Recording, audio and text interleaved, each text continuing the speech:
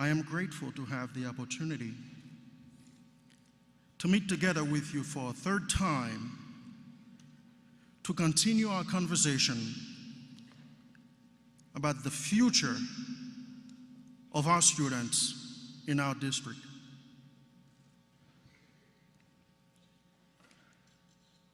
I am pleased to welcome students, parents, employees, community members, and selected officials to today's event.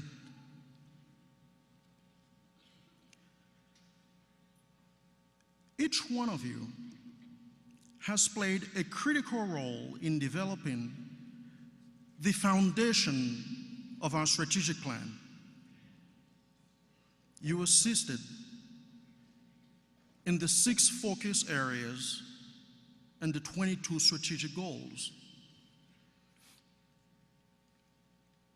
As we meet with students, employees, and community groups to gather feedback in the weeks ahead,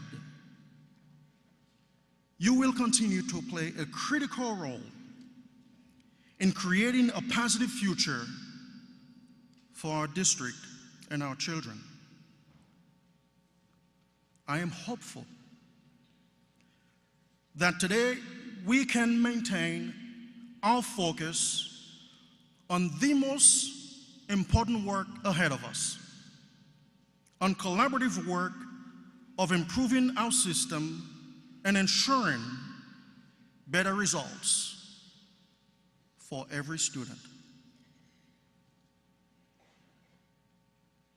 I am proud to be part of a community that boldly stated they wanted change. The desire for change was reiterated over and over last night at our board meeting.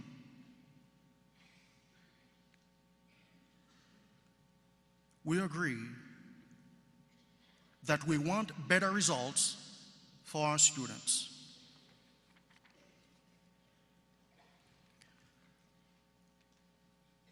I know that you represent all corners of our community.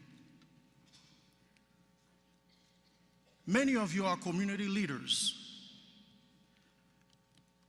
As leaders, you may often find yourself dreaming of ways to improve our community. You seek to visualize what could be. May I remind you that there's absolutely no danger in dreaming. The danger lies in remaining complacent in the dream and failing to engage in actions that will make the dream a reality.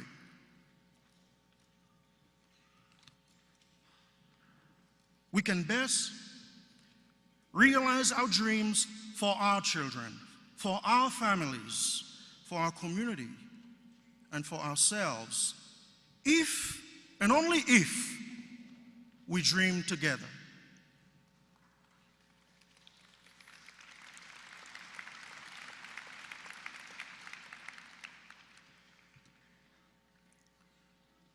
Over the past year, my fortune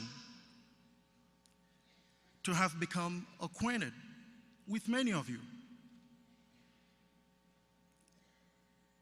I know of your aspirations and your goals. And for some of you, I believe I can speak of your dreams.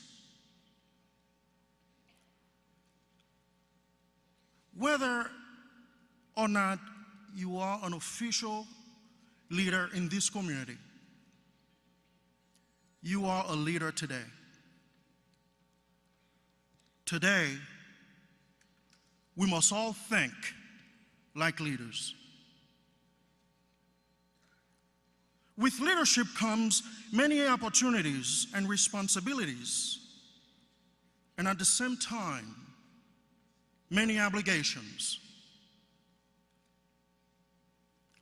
Last month, this community and communities across the nation celebrated the life of a great man, the life of Dr. Martin Luther King Jr. When Dr. King articulated his vision to the masses, he did not say, "I have a corporate mission statement." He didn't say, "I have a statement of intent." He did not even say, "I have a vision." He simply said, "I have a dream." That reference to a dream was not only usually simplistic, it was powerfully symbolic. A dream suggests hope for the future. In and of itself, a dream is a symbol of miraculous change. Everyone can relate to a dream because everyone has had dreams. Dreams of better life for our children. Dreams of better life for ourselves. Dreams of economic prosperity.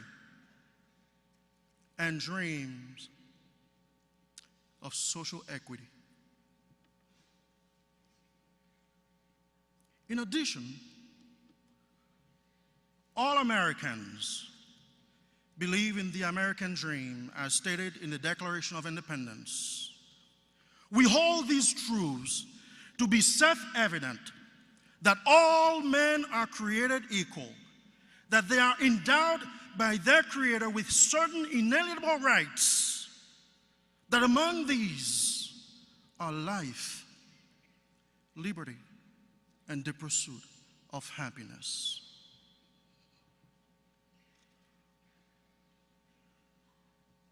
And we all know that the best way to achieve the American dream that our forefathers had for us is through providing a high-quality education.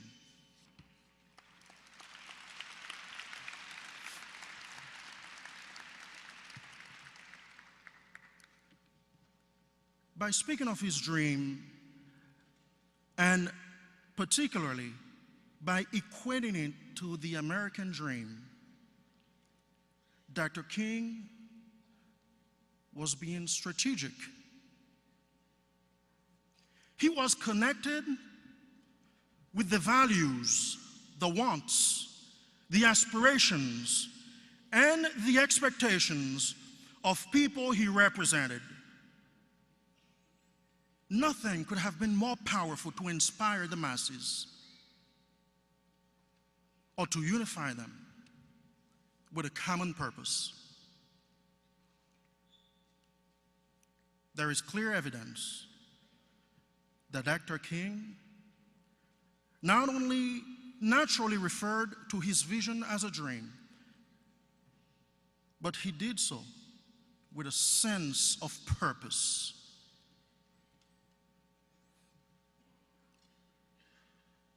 So what would Dr. King say to Bibb County? What would Dr. King say about us dreaming together? Dr. King understood that he was connecting with the hopeful emotions of all people when he referred to his grand dream that would result in the creation of a beloved community where all men live together as brothers. I envision having a conversation with Dr. King and having the honor of sharing our vision with him. I think he might be pleased. I think he would believe that our vision was bold. Our vision to bring in full realization the American dream is one of equality of education, of educational opportunity.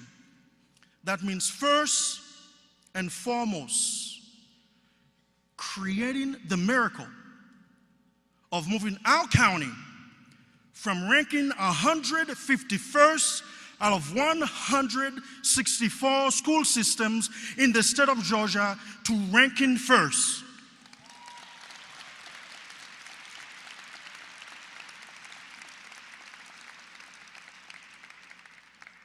It means creating a miracle of moving the state of Georgia from 45th among 50 states based on SAT scores, and 47th in the nation on average freshmen graduating from high school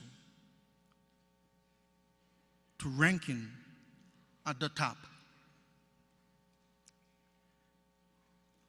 Dr. King would have been very interested in the work we're about to do in Bibb County. Dr. King was very passionate about education. At the age of 15, he entered Morehouse College. He recognized the power of education could have in his own life and in the lives of so many individuals he served. However, I expect Dr. King would be very disappointed with the current state of public education in our country and in our county.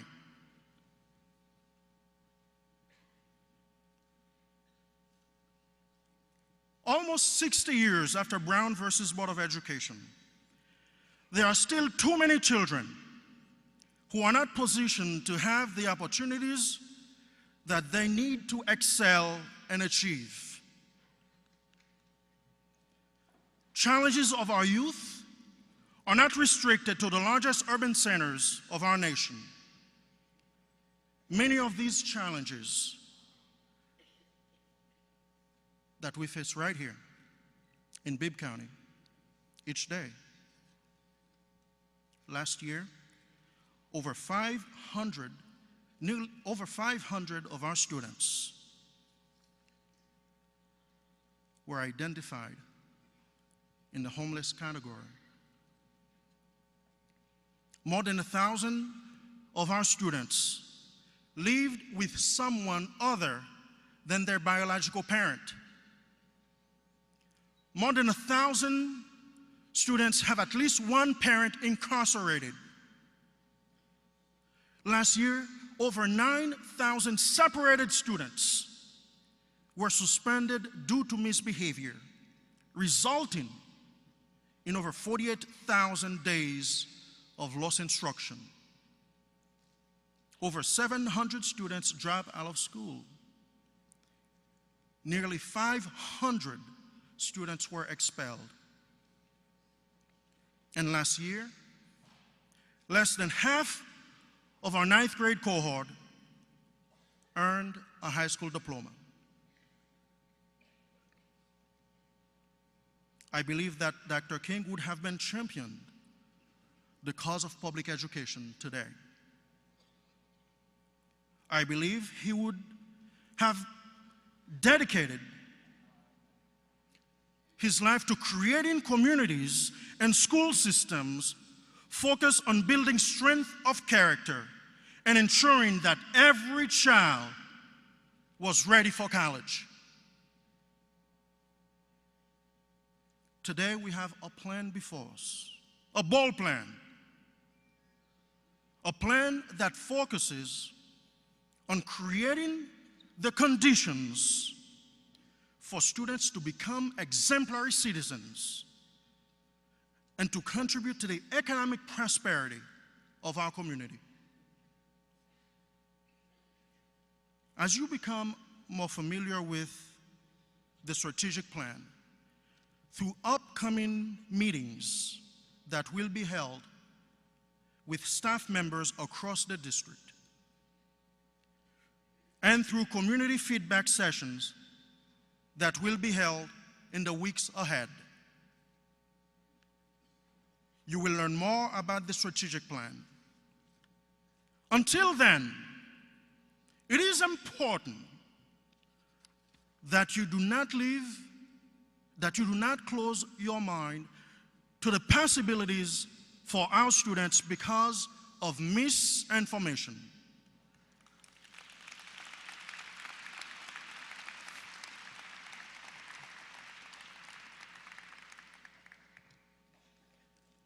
The plan ensures that our schools will be safe for every child through providing increased security. The plan also includes proactive measures designed to prevent negative behavior from occurring. The plan provides additional support that will teach students how to make behavior choices that are safe, positive, and productive. Some of the specific steps that will be taken include adding mental health specialists that will support students at school sites.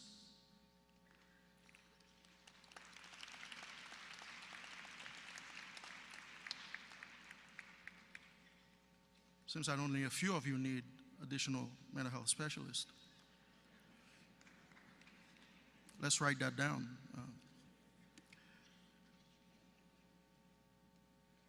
Increasing school social work support.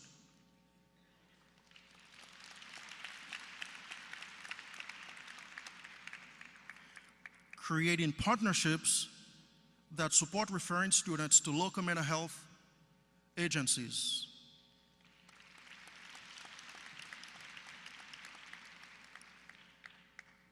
Creating alternative school settings for students at all grade levels who significantly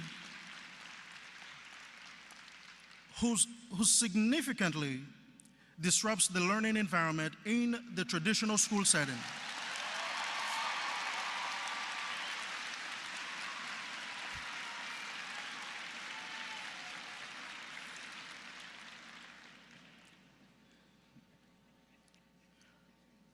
Seems that all of you are awake now.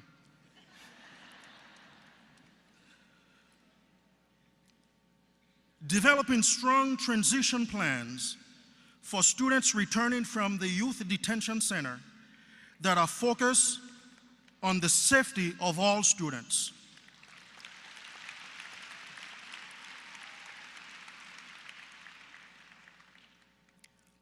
Providing small and large group counseling by gender.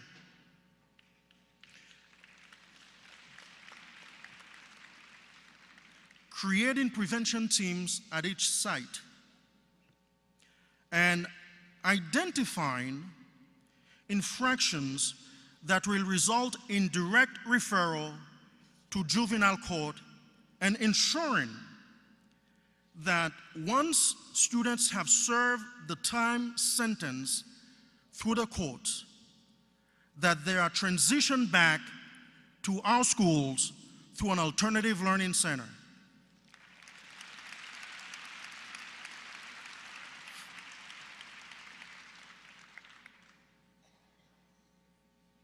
The plan creates efficiencies through aligning and leveling our schools. Today, we have elementary and secondary class sizes across the district which have enrollments over 30 students. We currently have elementary and secondary class sizes with enrollments of over 30 students. The plan does not recommend that we increase class sizes. It does not. In fact, what the plan does is that it proposes that elementary class targets across the district are capped at 25.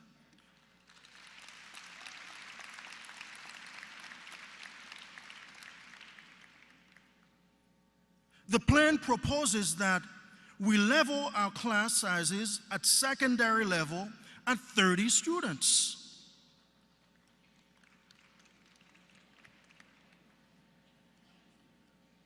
The plan does include the provision of closing schools. Years prior to my arrival in Bibb County, as part of the last PLAS, there was a provision to close several schools. This is not new. As we meet today, there are dozens of empty classrooms across the district. The plan proposes to maximize our resources through fully enrolling our buildings and utilizing our buildings to capacity. The resulting realignment of staff would create efficiencies. However, the plan does not include layoffs.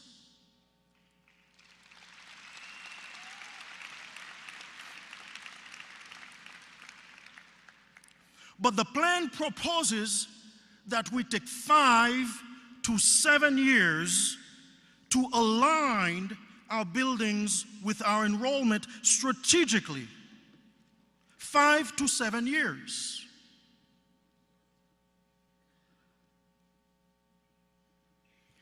The plan supports providing students with additional learning time.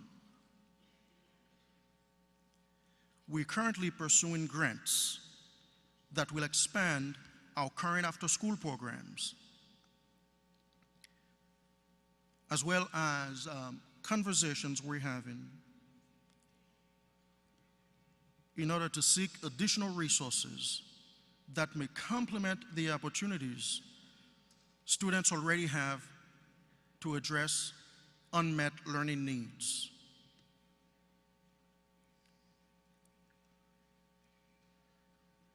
The plan does not suggest that teachers are obligated to participate in after-school programs. However, we are hopeful that teachers and community members and community partners will be excited about the possibility of providing additional opportunities to accelerate learning of our students.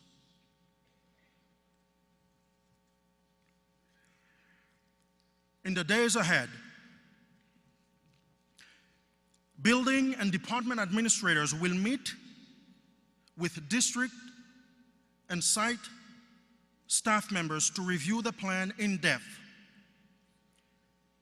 We will put processes in place to gather feedback from all of you so we are able to strengthen our plan. One person likes that idea. Let's write that down also. Only one person likes the fact that we're going to collect feedback. That's interesting.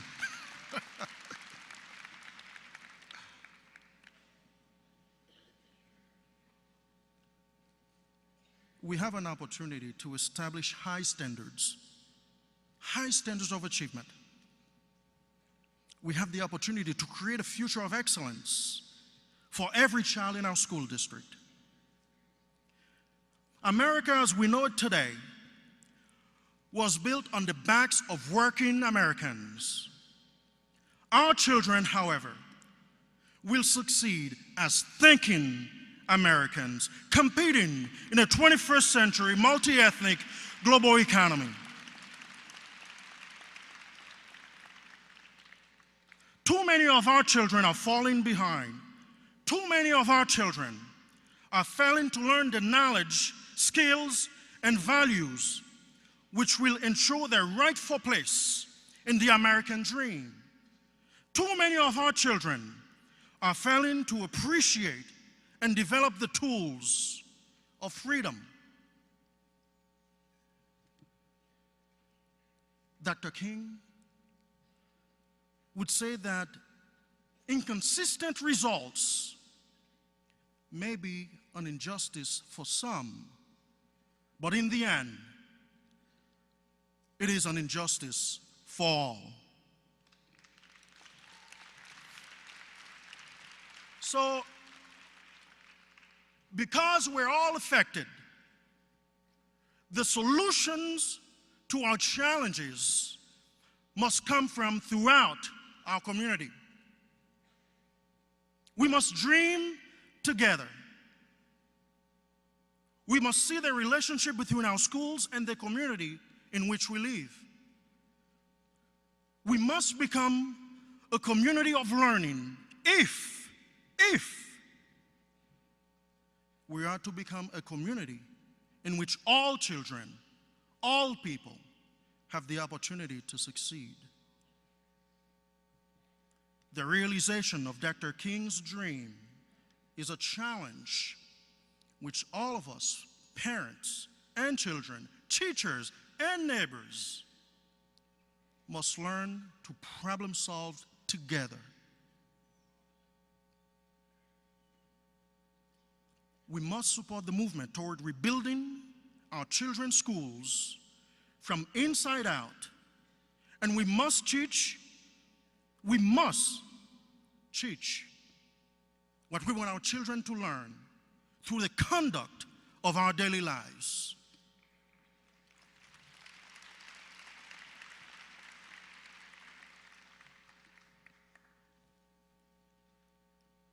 As we prepare to take action, we are prepared to dream together. Or should I ask, are we prepared to dream together?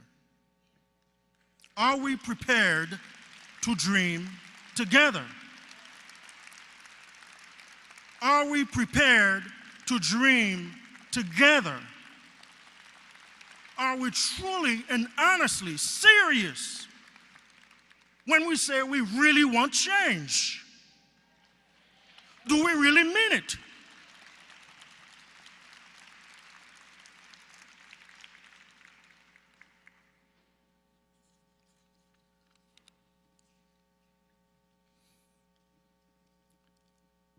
Today, I want to close by sharing a story with you.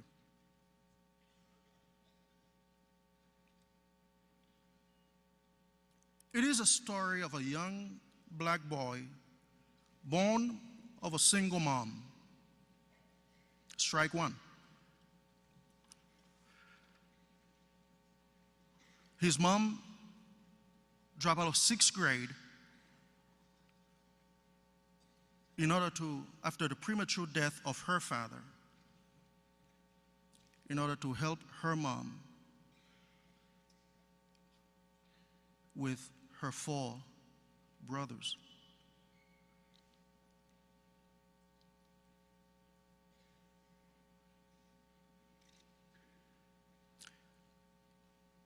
Strike two. At the age of 15, the young man was uprooted from his native land and found himself in the middle of a very impoverished neighborhood in Brooklyn, New York. Oh, by the way, at 15, he had to learn English for the first time as his 3rd language. Strike 3. Born of a single mom. Strike 1. From poverty. Strike 2. And in a very impoverished area in Brooklyn, New York, and not knowing a single word of English in 9th grade. Strike 3.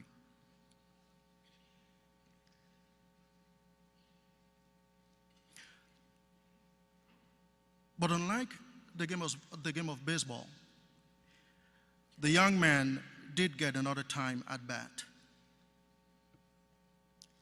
And although this story is not a fairy tale, it does have a happy ending. Because of hard work, determination, dedication, and one incredible teacher, Miss Barbara Huntman, that young man went on to finish high school and went to college after 3 years of high school. And at the age of 29, I had 4 college degrees.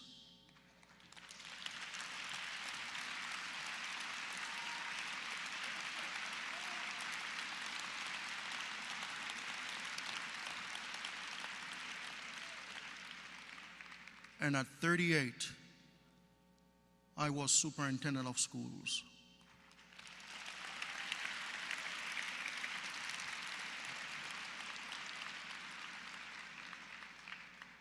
You see, colleagues, I'm not standing here in front of you telling you that we can make this Making Miracle a reality because I went to a workshop and heard a speaker said we can close the opportunity gap.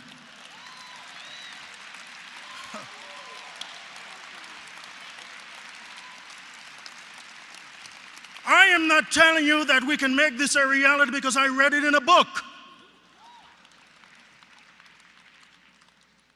What I am saying to you today is that if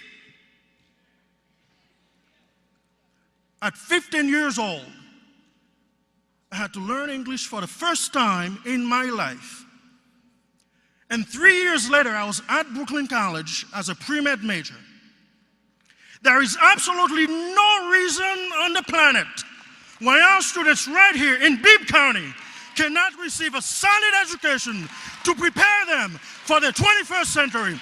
Absolutely no reason. And we are going to make it happen. We are going to make the Making Miracle a reality in Macon. We are going to make the Making Miracle a reality for our students. Thank you, and I look forward to your feedback.